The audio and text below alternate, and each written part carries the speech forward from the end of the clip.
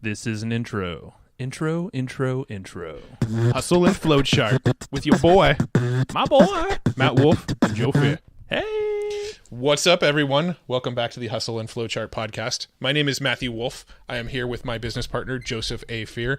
And this episode of the Hustle and Flowchart podcast is brought to you by evergreenprofits.com. Matt's doing this entire intro by himself. I'm just watching him. He's just sitting next to me going, you're a weirdo. So today we are going to be talking about podcasting on a podcast with a guy who helps people set up their podcasts. Inception. Yeah, so the man's name is Jonathan Rivera, and he basically has been co-host of numerous podcasts, some big ones as well that you might have heard of. He'll name some inside the episode here, but he has a whole podcast factory that basically kind of has this process down to a science, and we break that down inside of here with some specific examples of kind of, for one, why you should start a podcast and the whole process of, you know, not super into how to do a podcast, but why, more of the bigger structures and how you can monetize and kind of the overall general feel of why the heck should you even do a podcast in the first place? Yeah, and Jonathan also breaks down why he can't work with us and wouldn't allow us to work with him on podcasting. So we'll get to that story. That's when I almost booted him off the podcast. No, I'm just kidding. So we'll get to that. But let's go ahead and dive in with Jonathan Rivera from thepodcastfactory.com. Hey, Jonathan, thanks for hopping on the show today with us. Thank you for having me on. For sure, man. Well, I think there's a lot of selfish stuff that we'll be able to talk about today with your podcast factory and procedures and just the way that you kind of have this pretty sweet business set up for your lifestyle. So I guess give us a quick background of, because I know you've done some real estate stuff, you've been an electrician, you've made a lot of money, lost a lot of money, got it all back. There's a lot of cool stuff in the past. It sounds like you've kind of come up and down with. Can you kind of dig into that, kind of where you started and what brought you to where you're at now? Yeah, I think really if we want to just focus on maybe the last few years and what my work over at the Podcast Factory, it's really just, well, you said it. Let's be selfish, right? And so that's how the Podcast Factory started. It was me selfishly wanting to talk to my mentors, and we recorded the conversations, put them out on the air, and we were just doing it for fun. Yeah. And it really it turned into a business. I was in a mastermind. I was still working on my real estate training business, and nobody gave a crap about it. All they wanted to know was how I was podcasting with this guy and that guy and how that all worked. And about 6 months into that mastermind, me and Cupcake spoke, and we're like, maybe we should be doing this podcasting thing. And so it's been about 2 years now that we've been doing the Podcast Factory full time. And it, like I said, by accident. Interesting. Cupcake. I like that name. Is that, so I know you're co-host of multiple podcasts now. Is that correct? You know, I actually have been really focused on my time in the last couple years, and I cut out a lot of the fat. And so nowadays I only co-host 2 shows, but there was a point where I was co-hosting 8, and I was on like 8 days a week, 365, all that stuff. But yeah, that's behind me. That's cool. So you said you got to podcast with all of your mentors and sort of you had the opportunity to sort of pick their brain and sort of see behind the scenes of their business. How did you make a lot of those connections with those people that became your mentors? Yeah, so it wasn't so much because I'm really like, I've got a gun over here loaded just in case any zombies try to pick my brain. So it's not that so much as these guys helped me out a ton. And it was just thinking about how much they helped me and how could I give back to them. And it was really getting them in front of more people. And that's really how it came together. I mean, I bought products. I went to masterminds. I would always, so it's my secret to getting noticed is I buy a product and I use it and I tell the person that sold it to me, hey, this worked and I did this with it. And all of a sudden they're paying attention. It's that simple. Dude, I've done the same thing, even if it is just a mastermind, maybe a little sentence or two that resonated with me, and I tried it. We actually did this. I did this recently. Tucker Max, he's hopping up on the podcast, and there was something about lifestyle. I'm like, dude, I tried that. Best $20 spent was to get my laundry done by someone else, and he was like, holy crap, yeah.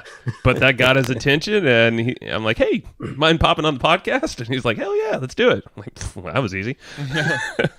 So that's cool advice, man. And I think it's something no one really talks to the product owner, or they think they're out of touch. And I love it. And I like your hustling, the masterminds, you're kind of making connections that way too. So yeah. I'm curious though, selfishly again, is this whole lifestyle that you live, you're working with your wife. It seems like you travel a lot. You're on kind of like this vacation often, but you have systems, people, processes. Is that pretty much the podcast factory? Is that what that has become? Yeah. So, and my wife is the one that fought me on this for years, and now she's enjoying the benefits of the hard work. But yeah, this was always a plan. And what I got to say is Tim Ferriss is full of crap.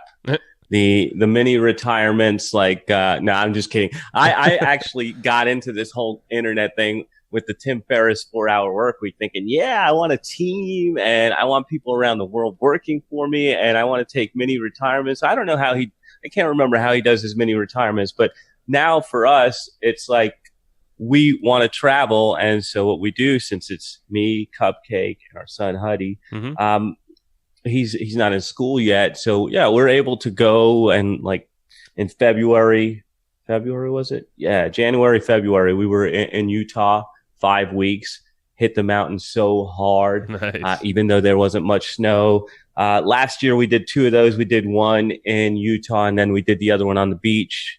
This year I got bamboozled and we're not doing the beach because Cupcake needs new furniture. So, yeah. But that's life. Yeah. I mean, that's it. Setting up a business for your lifestyle. So I got into this from the very beginning for 2 reasons. Number one, when my real estate business failed the first time and I didn't have any money, any income, I didn't have anything going on, I promised myself that A, I would rebuild it, and B, that I would hedge. And so that's really what the podcast factory is, a hedge against my real estate business, which our real estate business is doing awesome right now. And the podcast factory is starting to dwarf the real estate business. And as soon as we get this thing dialed in where it doesn't need all of my attention, I'll build another hedge. That's super cool. So are they connected in any way, the podcast, or is it simply they're running kind of separate? Obviously they're helping each other out kind of indirectly. The shows that we have that we work on. Right. Yeah. I mean, a lot of the people know each other. I mean, that's a big part of our business is just people talking about us. Some of them in the beginning were, in fact, all of them in the beginning were, because it was me on all the shows and I had just different, I had different hosts that I was co-hosting for. But nowadays, a lot of these people run in the same circles. A lot of these people are friends, but it's not like the shows join together. Right. Got it. I'm curious about this co-hosting thing because I want to hear, I mean, obviously you're not doing as many, but I'm sure you made a hell of a lot of connections that way, opened a lot of doors for probably some real estate deals too, but also just other things. Talk about how that structure works, I guess. Like, do you pop in, do you come up with an idea for a podcast, approach a mentor, and then say, hey, let's do a show? Or is there some other structure to it? It has worked all different ways. I've been approached by them. I've approached them. It really depends. Like, the first 2. All right. So Making Agents Rich was in 2013. That was like the first show that would officially be a podcast factory show using our structure. That was a guy that had helped me out just a ton in real estate. And I knew that he could help more people. So he's like, come on, we got to do this. All right. We did it. The second show that I brought on was the Ben Settle Anti-Preneur show, version 1 of the Ben Settle podcast. And he just put out an email and I was on his list and we had done some stuff together. And he's like, this year I'm starting a podcast. I emailed him right back and I said, I got you, baby. Let's do a podcast. And he's like, yeah, all right. I know you. I know we can do this. And that was that. And then I kind of did have some targets, and I was like, I want to do a show with this guy, but some approached me, I approached some of them, and it just kind of came together. It was, I don't know, I just think I was lucky. I feel like you're hacking it though. You like in a good way. It's kind of like how you're connecting with your mentors.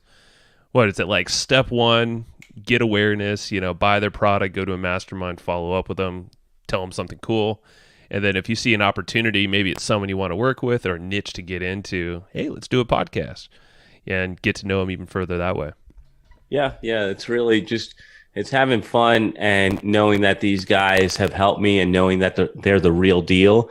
And bringing them to more people gives me joy, because these days I'm really thinking about the legacy, the impact that we make on the world, taking care of my family. And so not just like us here today, but the next couple generations, and taking care of our hosts and making sure they're as famous as they're supposed to be. And even more important, or maybe just as important, is taking care of our listeners, the people that tune in, and improving their lives. Mm-hmm.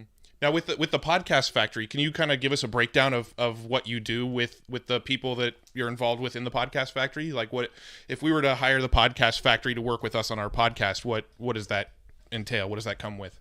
Well, this is I'm gonna be rude. I'm okay with that. I cannot take you guys as clients. You already have a show, and so.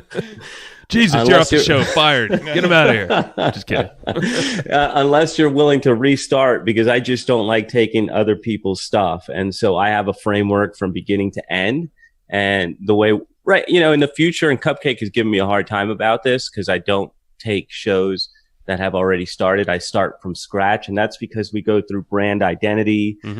We get the signal clear who they're talking to so they can attract the best possible listeners, the listeners that will have money, that are affluent enough to take them up on their services. So we start all the way at the beginning, getting this core messaging straight, and then building onto it. All right, now that we have the people that we're targeting, what content is going to hit with them, and how do we get this content in front of them? What are the objections that we need to handle? And so everything, before you even record one word, we're in there planning how to get people from out there in the ether to come into your world, notice you, end up on your calendar, and eventually be your client. And so that kind of structure I can only do if I start from scratch. Yeah, and that makes so much sense too, because so many businesses skip over that sort of ideal client thing and will just sort of take anybody who offers them money. But obviously the smart businesses know their exact client, the exact person they want to work with, and they're hardcore about sticking to that. So, I mean, we definitely respect that, because we have a very similar philosophy with a lot of the consulting type work that we do in our business. And I really think that's smart to do it that way. Now, once somebody is a client, let's say they don't have a podcast, but they're thinking about starting a podcast, they come to you, what happens? Magic. That's all. They go through all those processes. We take them through 2 months of getting everything together, of getting the calls to action, getting the commercials, getting the packaging. We help them shine, because we get dialed into their client and their message. So they go off and record. We put everything together. Then once it's all together, we go into the launch sequence that we've set up. And then after launch, then we go into upgrades and strategy. What are we trying to do with this? Is it working? Are we hitting our numbers? Are we hitting our goals? And then we adjust. And it's a lot of fun. And one of the things that I think makes us different is that we're okay with evolution. And so most people go into this podcast thing thinking that they have to be one thing forever. And the way I see it, it's an evolution. And a good example of that is if you look at the Doberman Dan show, Off the Chain, we started out talking about marketing and interviewing marketers and all that stuff. Today, we talk about life, about inner game, about all this different stuff that wouldn't have fit in the beginning, but now we've evolved to that. No, we've seen the same thing with our own show, and I feel like the quality of guests might just transition to a whole nother type of realm that's connected. So you just kind of flow with it, and obviously listening to your audience too is a big part of it. Now, absolutely. Yeah. So I guess walk us through, give us some, just a little bit. So if someone's listening right now and they want to start a podcast, what are some steps if they were to try to just initially get something going themselves? So you said, is it kind of like a perfect avatar type exercise that you go through, more or less, to kind of figure out? Yeah, that's a good way. That's good marketing speak for it. Yeah. Right. Your ideal avatar, your ideal client, you should know that going into it. You should also have a plan of what exactly the podcast is supposed to do for you. Mm-hmm. And if you tell me that I'm gonna get sponsors and monetize it, I'm gonna shoot you. Okay. Yep. So look, you have to have a plan. And the thing is, I wouldn't even recommend you even think about a podcast until you have a business that's just churning along, and then you add the podcast as fuel to the fire, Mm-hmm. so to speak. And so, yeah, we start out with that avatar exercise and get down into their pains and their needs. And from there, what you should do is, once you know who your perfect avatar is, find out or put a list together of their pains, of their joys, of what moves them, and line that up with the goals that you have for your show. And that's how you come up with your content plan. And we call it, over here at the Podcast Factory, we call it the vault of content, Evergreen vault of content, because it gives you an ROI year after year. So we make the first 12 shows timeless so that they can work for you and keep pulling people into your world over and over again. And so from there, once you know who you're talking to, what you're going to say to them, then you can go into the packaging stuff with the calls to action and the cover art and the music and all that stuff. And then you just start recording episodes and put all that together, and then you go into a launch. Interesting. So yeah, that's cool. Yeah, and I guess I've never heard of that whole timeless factor. Your first episodes are timeless. You kind of have that pre-planned, and the launch. So talk about that really fast. So you basically pre-record all that stuff, prepare all the artwork, music, all that fun stuff, get it on iTunes, I'm sure, get it all prepped. What's the launch look like? Well, for the most part, it's just getting people excited, because one of the biggest mistakes I see people make getting into podcasting is they think they're going to have a huge audience just because they're talking on a podcast. And I've seen it time and time again. You can put a podcast out there. Nobody's going to listen unless you bring them. And so the way that it really works is that you bring your audience, because you've already got a business that's banging and you're adding some fuel to the fire.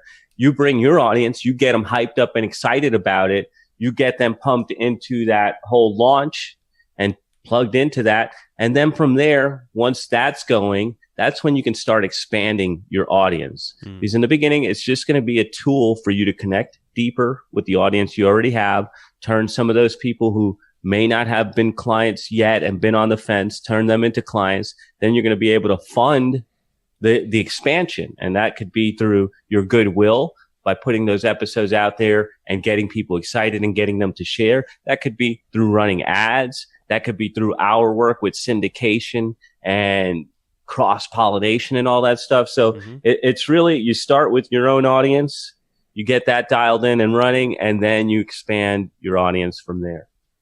I love it. Yeah, and that's what I was going to ask. Actually, is how to get the awareness. But like you said, you kind of have a business cranking already. I'm sure you have an email list, something that you can tap, some kind of audience you have control over.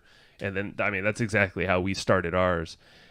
Is there like a list size or maybe audience size or engagement, percentage or whatever it is that you like to see before starting a show? I used to think about that and used to ask people that on the application, and I don't anymore, because we've launched shows with somebody with an email list with 100 people and they've done well. And we've seen people with 10,000 email lists and nobody listens to their show because their list hasn't been cleaned. And so it's more about looking at the whole business, looking at how their sales are, looking at where they are in their business and seeing if we can actually plug them into our system and help them grow. So it's more about the momentum they already have. Got it. Now, you mentioned, sponsorships and how that's, not the best way to go into it. You also mentioned, on our notes here, something about direct response podcasting. So I'm curious if you could kind of explain what direct response podcasting means, and how do people monetize their podcast based on this sort of concept of direct response? So the essence of direct response marketing is really the taking one step at a time. So a lot of people think selling is like hardcore. You sell right from the beginning. In direct response, you sell the next step. So to give you kind of a visual picture in iTunes, what you have in the beginning is a piece of cover art. And that cover art will or will not get attention. If it gets attention, then it sells people on reading the title.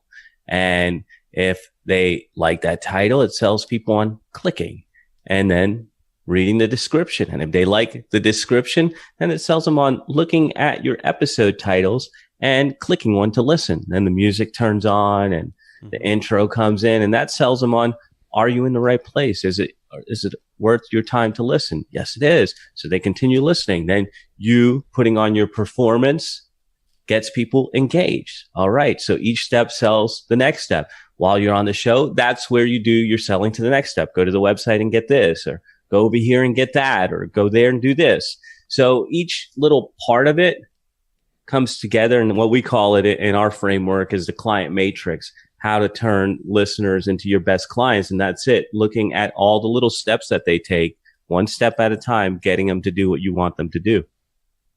I love it. And I'm sure there's some KPIs. I don't know if you could track everything, but do you have some KPIs, some important ones to know if you're doing the right thing or not during each one of those steps?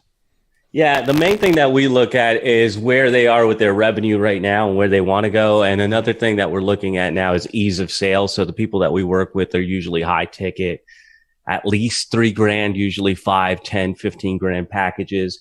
And so how easy is it to make the sale? And the whole goal of the content vault is to make it much, much easier, because you're answering objections before people ever talk to you, so that when they get on with you, a lot of that stuff that you've repeated a million times, you don't have to repeat anymore. So we look for a trend, an uptick in sales, and we look to the sales team to see if they're mentioning the podcast and how much easier those sales are to close.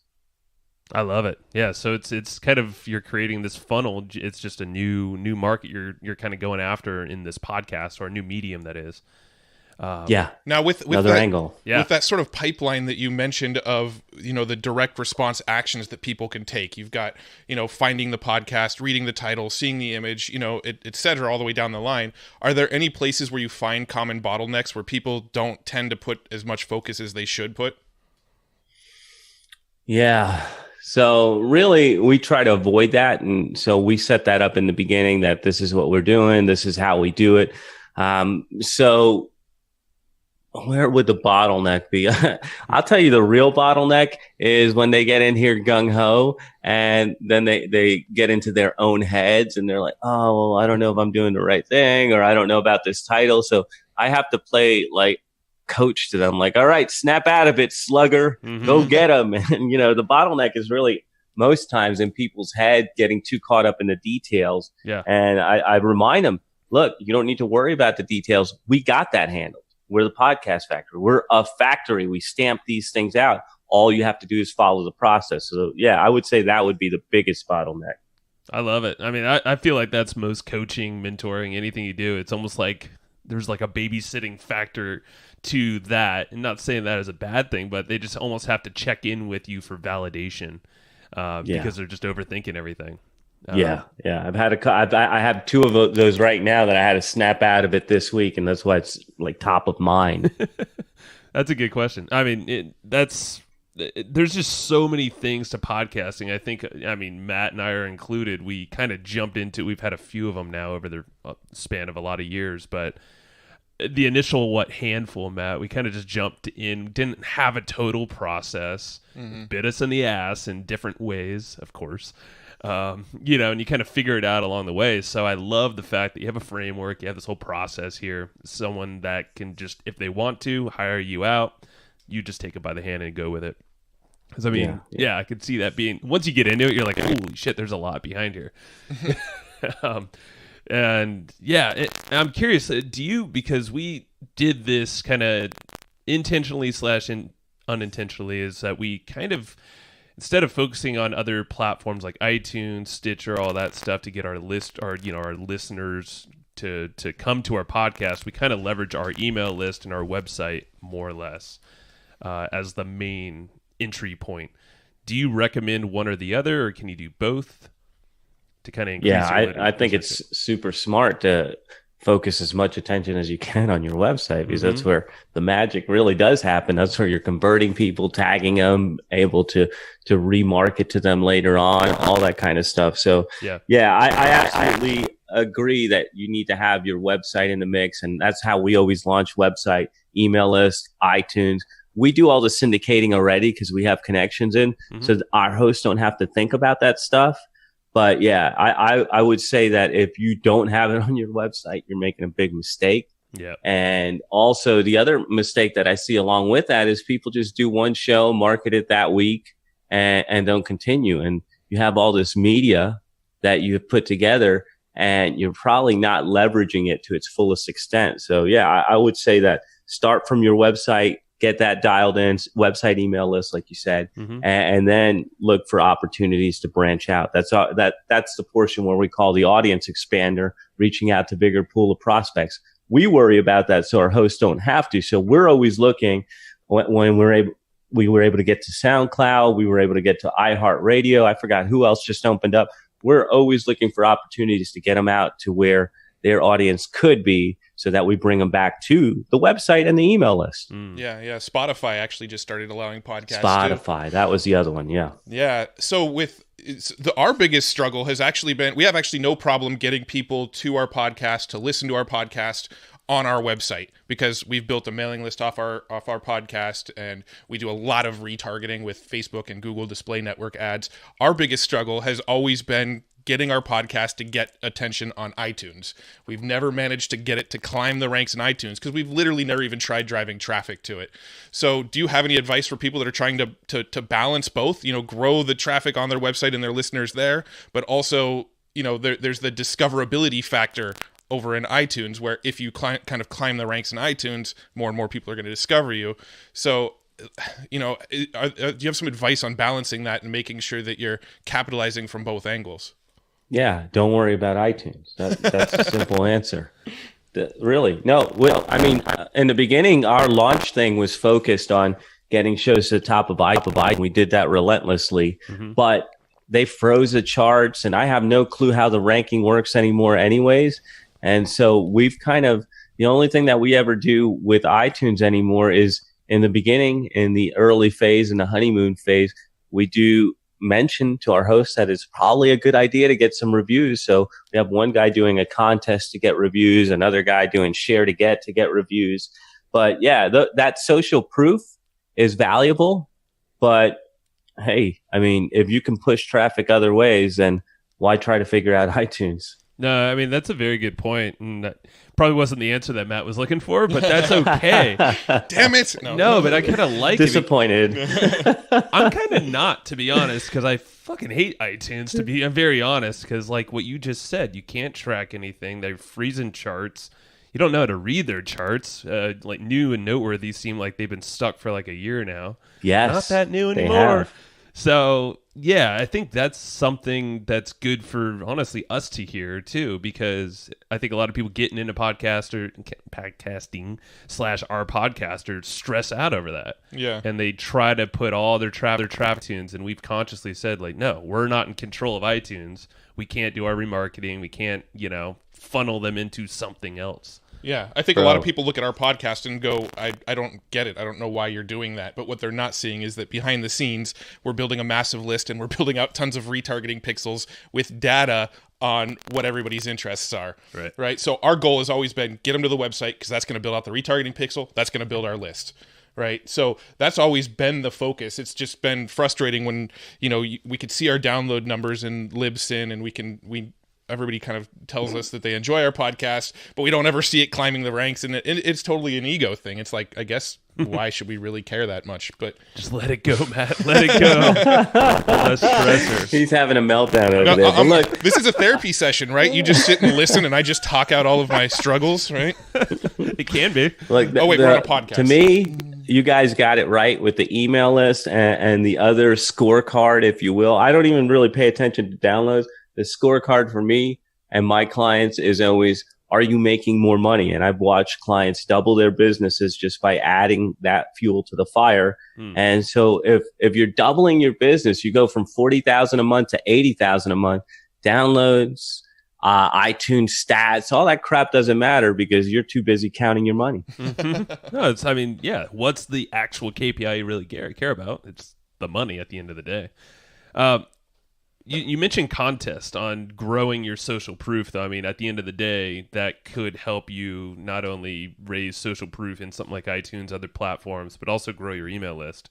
Have you guys run some really cool, effective contests that we could chat about here? Maybe some cool takeaways? Not too many. The guy that's running the contest right now is Justin, or it was a week ago, Justin from Think Digital, where he was giving away a pair of AirPods.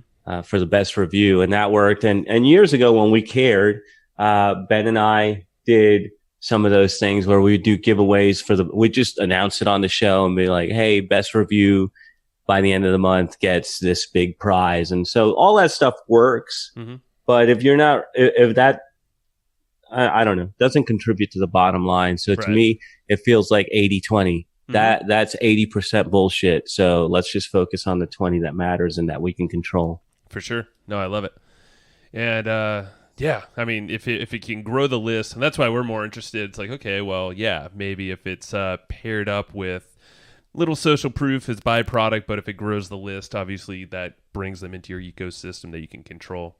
And then kind of that's where it's at, though. You guys already know that. I mean, you're building an email list off of it. It's telling your email list, hey, I know you're listening to the show. Go give me a review. Exactly. What are you waiting for? Get off your butt.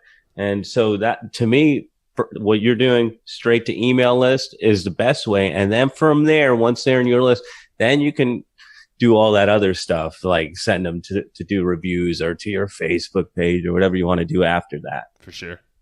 I love it. Now, in terms of outreach, do you have any kind of tips, procedures there? I know you're on our podcast. You obviously have your own products, so it's helping you expose you to more audience. Do you tell that to your podcast clients to do the same? Yeah, so I'm really like right now what we're focused on, because I've been working a lot in Facebook and stuff, is tying live events, or not so much live in person, but like Facebook lives, like do a Friday Facebook live based on your last episode. So we're starting to work the social angle of getting people involved in the show, giving them a little touch, like, touch the cape of the master here. So giving them a little sneak peek of what it would be like to work with our clients and stuff. So that's really where we've been focusing most of our energy this year, is on creating a little kind of ecosystem and pulling a live into it somewhere, whether it's live like a Zoom webinar or a Facebook live or a YouTube live, mixing that in with the content, tying everything in with email, and doing, I call it the triple tap, and I'm not going to give you that because my clients paid a lot for it, but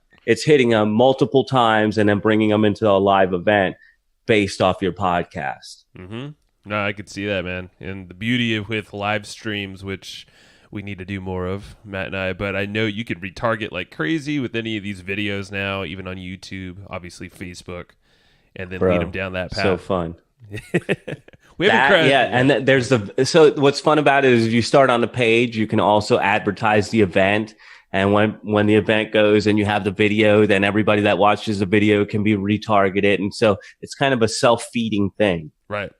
Yeah. And they're weeding themselves out. And then, obviously you're talking your ideal people at the end of the day. Yeah. Love it. Cool, man. Well, yeah. Anything else? I think that's because I've just been scribbling notes. I guess one last thing. Any ads that you see just working the best in terms of growing the podcast? I know you said retarget like crazy. Obviously, there's a reason for an ad at each stage. But in terms of, let's say, monetizing a podcast, do you have any specific ways that you can target your audience that say like, hey, they listened to this or they visited this page, are there any specific lead capture systems that are, custom to that episode, for instance? That's kind of what we're starting to do. Anything that stands out that, you can kind of directly increase revenue based off of that episode? Yeah, I don't think we get that granular about it. It's more a holistic approach, like the big picture. Mm-hmm. What we do know is that people that have listened to the show are more likely to book a call and more likely to buy. And so we focus, like you guys do, on building the email list, indoctrinating people, and then getting them to, for most of my clients, is getting them on a call, but for other people, it might be getting them to the sales page or getting them to the webinar or whatever it is that you use to convert sales. Cool. No, that makes sense. Whatever that end result is, just get them talking to you. Mm-hmm. So sweet, man. Well, I think that's everything. Just tap my brain. I'm selfishly picked everything I could out of you. Matt, anything over there? I mean, is there any that you like to cover on this type of podcast that we haven't dove into yet, or did we kind of cover a lot of the ground that you typically like to cover? To me, I'm just here to have fun with you guys and share the message. And if people are interested, then they can go check out all the mentors that I have accumulated at the website. But yeah, I mean, I'm happy to talk about anything you guys want to talk about. Well, I'm curious, like, what are a couple good podcast examples, and they could be totally your shows, your clients, that not only us, but our listeners here can check out, kind of get a taste of what you're describing here?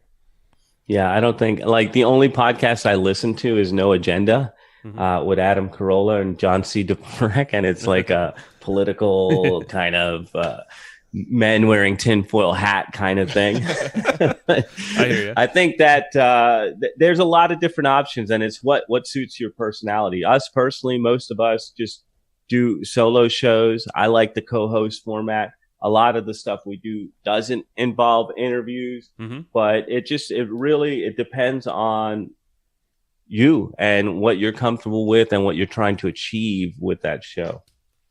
Got it, man. No, it's good advice. And cool. Well, I think that's everything here. So where can people go check your podcast factory, and kind of check everything out that you're doing?